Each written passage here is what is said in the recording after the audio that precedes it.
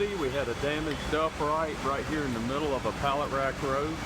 So we swapped it out with a brand new upright.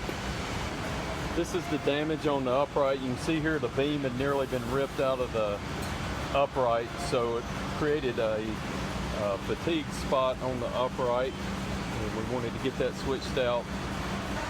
So we installed this new 16-foot high, 42-inch deep, heavy-duty upright, and put our seismic post protector on there to keep it safe.